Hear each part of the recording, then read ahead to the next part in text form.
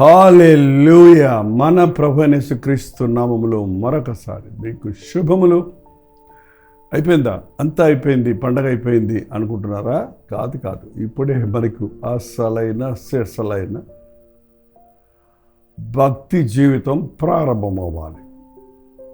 మనం ఎలా ఉన్నాము, ఎలా పండగ చేసుకున్నాము, ఎంత మటుకు దేవుడు మన యందు ఆనందించాడని మనల్ని మనం పరిశీలించుకొని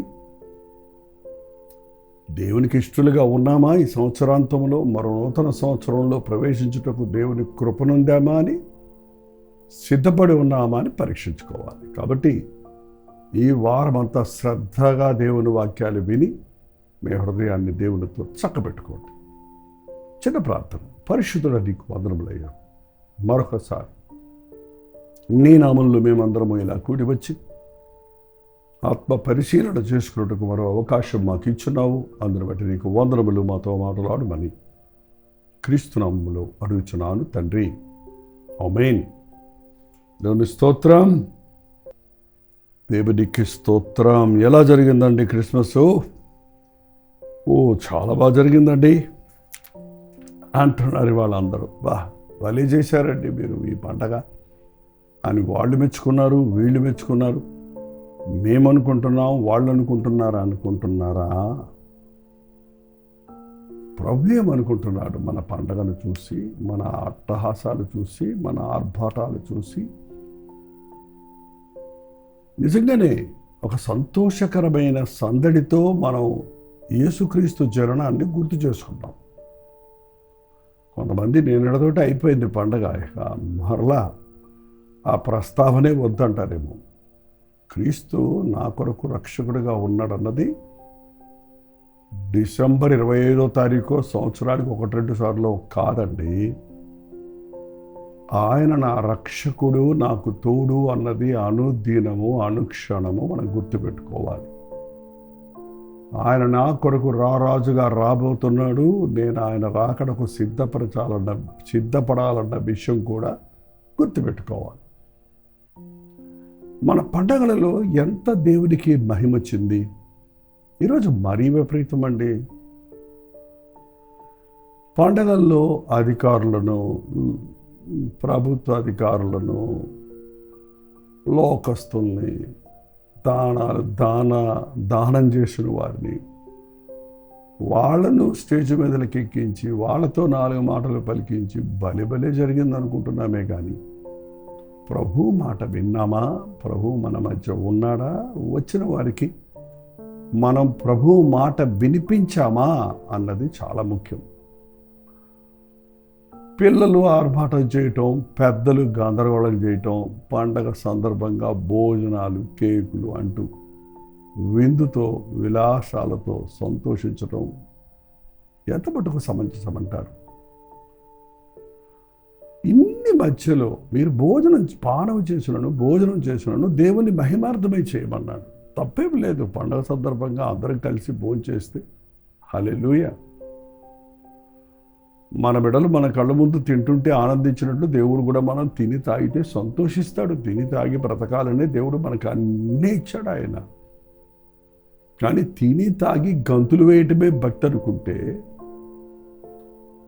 దేవుని మరచి దేనిని పెడితే దానిని దేవుడిగా ఎంచితే ఆనాడు ఇశ్రాయేలుకి ఏమైంది, బెల్షజర్కి ఏమైందో ఒక్కసారి మనం తెలుసుకోవాలి. ఎంత పండగను చూసి ప్రభు ఏమి అంటున్నాడు అన్నది గుర్తుపెట్టుకోవాలి. మీరు ఒక్కసారి ఆమోసు గ్రంథంలోనికి వెళ్తే, ఆమోసు గ్రంథము 6వ అధ్యాయములో 5వ అధ్యాయములో ఆమోసు గ్రంథము 5వ అధ్యాయము 21వ వచనం చదువుతున్నాను. మీ పండుగ దినములు నేను అసహ్యించుకొనుచున్నాను, వాటిని నీచముగా ఎంచుచున్నాను. బాబోయ్, మీ పండగ దినాలు బాగా జరిగింది, ఆర్భాటంగా జరిగిందని మనం అనుకుంటున్నాం. కానీ ప్రభువు మెచ్చుకున్నాడా? ఆయన నామానికి ఘనత వచ్చిందా? పండగలో క్రీస్తుని గురించిన సందేశం బయటికి వెళ్ళిద్దా? ఆయన రక్షకుడన్న మాట వినబడిందా? అదొక పాటగా పాడారో, నాట్యంగా నాట్యం ఆడారో, అది వేరే విషయం. ఆ సువార్త సత్యం మనుషుల హృదయాలలో నాటిందా? మీ పండుగ దినములు నాకు అసహ్యం పుడుతున్నాయి. ఇష్టం లేకపోవటమే కాదు, అసహ్యం పుడుతున్నాయి. నేను అసహ్యించుకుంటున్నాను. అవి నీచంగా హీనమైన స్థితిగతగా జారిపోతున్నాయి. చిచి చిచి అల్లరి చిల్లరిగా గందరగోళంగా పండగ చేసుకోవటం అనేది లోకంలో పద్ధతి అండి. పరిశుద్ధుడైన దేవునిని, విమోచకుణ్ణి ఆరాధించేవారు ఆత్మతో సత్యముతో ఆరాధించాలి. ఎస్, తంబురతో నాట్యముతో ఆరాధిస్తాం, గానాలతో స్తుతి గీతాలతో ఆయన ఆరాధిస్తాం. బట్ అన్నీ ఒక క్రమము చొప్పున దేవునికి మహిమ వచ్చేటట్టు జరగాలి. లోకపు ట్రెండ్ను కాదు, మనమే ఒక కొత్త ట్రెండ్ను సిద్ధపరచాలి. సంగీతం పాడటం తప్పు కాదు, ఆ సంగీతాన్ని అరువు తెచ్చుకోకండి. లోక సంగీతాలు వాడొద్దు. నీవు క్రియేట్ చేయి, ఉత్పత్తి చేయి, నువ్వు సిద్ధపరచు. ఎస్, ఆత్మపూర్ణులైనప్పుడు దేవుడు చమత్కారంగా వాయించగలిగిన కృపను దావీదుకి ఇచ్చాడు. దేవుడు కృప ఇచ్చినప్పుడు, దేవుడు జ్ఞానం ఇచ్చినప్పుడు బెసలేలు అద్భుతమైన ఆర్కిటెక్ట్గా దేవుడి మందిరాన్ని కట్టాడు. పర్ఫెక్ట్. దేవుడు ఏది చేసినా ఒక డీసెన్సీ, ఒక డిగ్నిటీ, ఒక పెర్ఫెక్షన్. మన పాటలలో, మన క్వాయర్లో, మన పండుగలలో దైవ భయం, దేవుని కృప ఉందని గుర్తించాలి. మీ పండుగలు నేను అసహించుకుంటున్నావి, నాకు నీచమైనవిగా ఉన్నవి. మీ వ్రత దినములు కలుగు వాసన నేను ఆఘ్రాణించను, నేను పీల్చుకోను. అవి నాకు అసహ్యం. ఇంకా క్లియర్గా చెప్పారు, మీ పాటల ధ్వని నా యొద్ద నుండి తొలగనివ్వండి. మీ స్వరమండలముల నాదమును వినుటకు నాకు మనస్సు లేదు.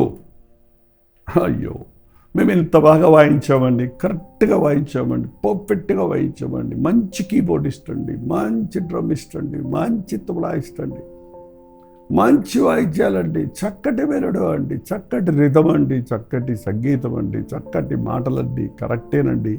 కాదండి ఎవరు. కానీ అవి వాయించేవాడి హృదయం బాగుందా? పాడేవారి జీవితంలో ఆ క్రీస్తున్నాడా? అదేంటో మరి లోకంలో వాళ్ళని తీసుకొచ్చి పాడించుకుంటారు. సిగరెట్లు తాగిన నోటితోటి సంగీతం ఎంత మధురంగా పాడినా అది దేవునికి అసహ్యం గాక ప్రీతి ఎలాగలుగుతుందండి? మనుష్యుడు పైరు పన్ని చూస్తాడు, మనుషుడు సంగీతాన్ని వింటాడు. కానీ ఆ సంగీతం పాడేవారి హృదయాలను, వాయించేవారి చేతులను చూసే ప్రభువు అపవిత్రమైన చేతులతో పవిత్రమైన పాటలు పాడినంత మాత్రాన, శుద్ధ గీతాలు పాడినంత మాత్రాన వినసొంపుగా మనకందరికీ ఉన్నప్పటికీ దేవునికి అవి అసహ్యంగా ఉంటాయి. మారు మనస్సు లేని వాడు వాయించమని వాయించటం వల్ల ప్రయోజనం లేదండి. దేవుని మహాకృప వలన మా సంఘములో పెరిగిన సేవకుల కుమారులు పెరిగి చిన్నపిల్లలుగా పెరిగి పెద్దవారైన వారు నేర్చుకొని వాయిద్యాలు వాయిస్తున్నారు. ఎస్, ఇవాళ కూలికి బోధ, కూలికి సంగీతం, కూలికి డబ్బు కొరకు వాయించేవారు, డబ్బు కొరకు పాడేవారు, డబ్బు కొరకు బోధించేవారు. బోధలు ఎంత బాగున్నా, పాటలు ఎంత బాగున్నా దేవుడు దానిని మెచ్చడు. మీ హృదయాలలో పరిశుద్ధత లేదు, మీ బ్రతుకులో మార్పు లేదు. మీ పాటలు బాగున్నాయి కానీ మీ హృదయం బాగలేదు. ఒక చేతి నిండా కుష్ఠరోగం ఉన్న వ్యక్తి ఒక మంచి కేక్ పట్టుకొచ్చి ద బెస్ట్ బేకరీ నుండి ఒక మంచి కేక్ తెచ్చి తీసుకోండి అని నీకు ఇస్తే తీసుకుంటావా? కేక్ ఎంత బాగున్నా, కేక్ ఎంత విలువైందైనా నీ చెయ్యిలో ఉన్న అసహ్యతను బట్టి కేకును కూడా నువ్వు అసహించుకుంటావు. సేపే నీ హృదయం సరిలేదు కనుక ఈ విషయంలో నీకు పాలు పంపులు లేవు. ప్రతివాడు క్రిస్మస్ సెలబ్రేషన్సే. క్రీస్తంటే తెలియదు, పెద్ద ఏదో గంభీరమైన ప్రసంగాలు, 4 మాటలు ప్రతి ఒక్కడు చెబుతారు, అందరూ చప్పట్లు కొడతారు. ఆ సందడి అంతటితోటే అసహ్యం దేవునికి.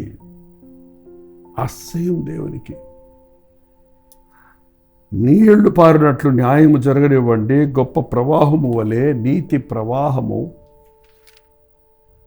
ప్రవహింపనీయండి. మీరు నీతిగా బ్రతకండి, మీరు యథార్థంగా బ్రతకండి, మీ హృదయాలు సరిచేసుకొని పాడండి, హృదయాన్ని అనునయించుకొని పాడండి, అనుభవించి పాడండి. అప్పుడు దేవునికి ఇష్టం. రాగం తాళం పల్లవి సరలేకపోయినా, పొంగురు గొంతైనా అటువంటి పాటలు దేవునికి ఇష్టం. మన చిన్నపిల్లలు చూడండి, తప్పుగా పాటలు పాడతారు. చిన్న పిల్లలు తప్పుడుగా ప్రొనౌన్సియేషన్ రాదు, సంగీతం రాదు, కానీ పాటలు పాడుతున్నప్పుడు మనకి ఎంత సంతోషమో. మన బిడ్డల నోట ఒక్క చిన్న బిట్టు పాడినా కూడా అంతే. దేవుడు తన పిల్లలు హృదయాల్లో నుంచి వచ్చే సంగీతాన్ని, ఆ పాటలు, సంతోషాన్ని చూస్తున్నాడే కానీ నువ్వు ఎంత బాగా వాయించి, మళ్ళీ నేను దావీదులాగా వాయించానంట. ఇదొకటి ప్రతి ఒక్కరు దావీదు బోలే నాట్యమాడి. దావీదు నాట్యం ఎట్లా చేశాడో తెలుసా? ఏమైనా వీడియోలు ఉన్నాయా? ఎక్కడన్నా స్టెప్స్ నోట్ చేశారా? ఏంటంటే ఆ రోజుల్లో తన హృదయంలో సంతోషము తట్టుకోలేక ఎలా ఎగిరాడో మనకు తెలియదు, కానీ ఏ సినిమా స్టెప్ కాదు, ఏ భరతనాట్యం కాదు, ఏ లోకమైన ర్యాక్ అండ్ రోల్, ఏటేటో పేర్లు ఉన్నాయి డ్యాన్సులకి, అవి కావు. మన చిన్నపిల్లలు గంతులేస్తుంటారు చూడండి సంతోషంతో ఉన్నప్పుడు. మీరు మంచి సంగీతం పెడితే పిల్లలు గంతులేస్తారు. అది ఎవరిని ఇమిటేట్ చేయరు, దట్ ఈస్ ద ఒరిజినల్. ఆ సంతోషంతో నువ్వు గంతులేస్తే దేవుడు మెచ్చుతాడు. కానీ అక్కడ చూడండి 6వ అధ్యాయం ఆమోసు 5వ వచనంలో, స్వరమండలముతో కలిసి పిచ్చి పాటలు పాడుచు దావీదు వలె వాయించుచు వాయిద్యములను కల్పించుకోదురు. పిచ్చి పాటలు పాడుతున్నారు, కానీ నేను దావీదు వలె పాడుతున్నాం అనుకుంటాను. చాలా భయంకరమండి. ఈ రోజునైనా మన జీవితాలు పండగ అయిపోయిందిలేండి, ఇంకా ఉందా?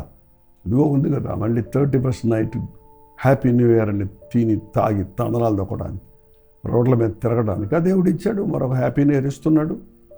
ఈ సంవత్సరాంతంలో మీరు మారు మనసు పొందకపోతే వద్దులేండి, వాక్యం తెలుసు కదా. అందరూ అంతటా మారు మనసు పొందవల్లని దేవుడు ఆజ్ఞాపిస్తున్నాడు. ఇదే బతుకుతో మరో నూతన సంవత్సరం మనకొద్దు, ఈ పిచ్చి పాటలు మనకొద్దు. ఆత్మతో సత్యముతో ఆయన ఆరాధిద్దాం. హృదయాంతరేంద్రియాల్లో నుంచి పెళ్ళుబుగేటి సంగీతాలతో ప్రభువును ఘనపరుద్దాం. రండి, చిన్న ప్రార్థన. పరిశుద్ధుడా, నీకు వందనములయ్యా. మా నోట కొత్త పాట పెట్టే దేవుడవు కదా. లోకం పాడిన ఎంగిలి సంగీతాలను లోకం పాడు చేసి సంగీత దొడులను కాక పరలోకపు ప్రేరేపణతో చమత్కారముగా వాయించగలిగిన నీకు ప్రీతికరమైన సంగీత ధ్వనులతో, స్తుతి ధ్వనులతో మిమ్మల్ని స్తుతించుటకు, ఎల్లప్పుడూ సంతోషముగా ఉండుటకు, మా జీవితకాలం అంతా నీ సాక్షులుగా ఉండుటకు సహాయం చేయి. మా ముందున్న ఈ కొద్ది రోజులు మా హృదయాలు సరిచేసుకుని నీ చిత్తమైతే మరో నూతన సంవత్సరంలో ప్రవేశించినప్పుడు నీవు ఆశించిన స్థాయిలో జీవించే వారిగా మా ఒక్కొక్కరికి సహాయం చేయమని క్రీస్తు నామములో అడుగుచున్నాము తండ్రి. ఆమేన్.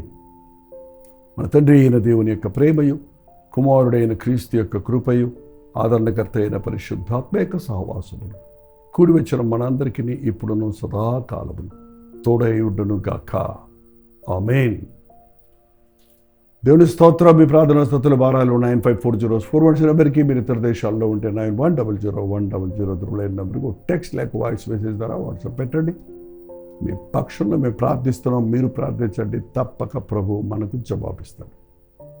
ప్రభు చిత్తమైతే వాళ్ళ మధ్యాహ్నం 3 గంటలకి హెచ్చరిక, అలాగే రాత్రి 9 గంటలకి. ఇది లాస్ట్ ఫ్రైడే ఈ ఇయర్లో. మన హృదయాలు దేవుని సన్నిధిలో కుమ్మరించుకొని సరిచేసుకొని నూతన సంవత్సరం కొరకు సిద్ధపడటానికి ఎంతో అవసరమైన ఉపవాస ప్రార్థనలో మేము కల్వరి చర్చిలో మేము ప్రార్థిస్తూ మీకు లింక్ ఇస్తున్నాం. మీరు కూడా ప్రార్థనలో ఏకీభవించండి. అంతవరకు దేవుని మహాకృప మీకు తోడైనది కాక.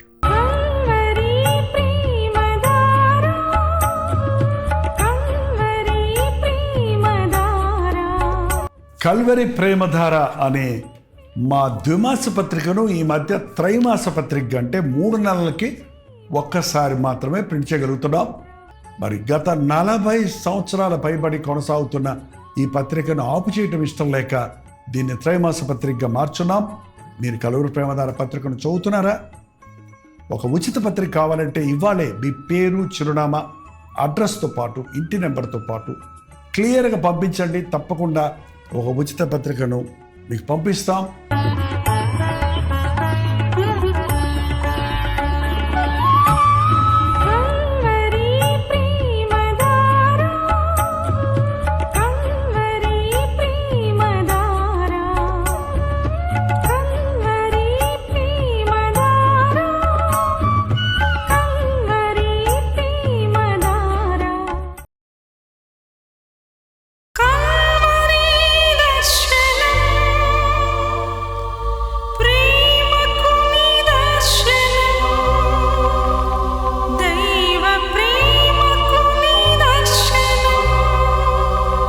తెలుగు, తమిళ, హిందీ, మలయాళం, బెంగాలీ, ఒరియా అనే 6 భాషల్లో టెలివిజన్ ప్రోగ్రామ్స్ కొనసాగుతూనే ఉన్నాయి.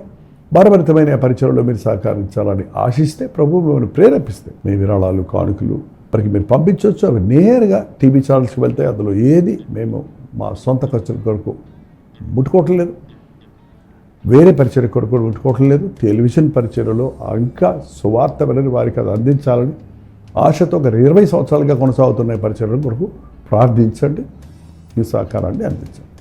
ఈ విషయం మీకు ఇంకా వివరాలు కావాలంటే 89393939 అనే నెంబర్కి మార్నింగ్ 10 నుంచి ఈవినింగ్ 10 లోపల మీరు ఫోన్ చేయండి. వివరాలు మీకు తెలియజేస్తాం.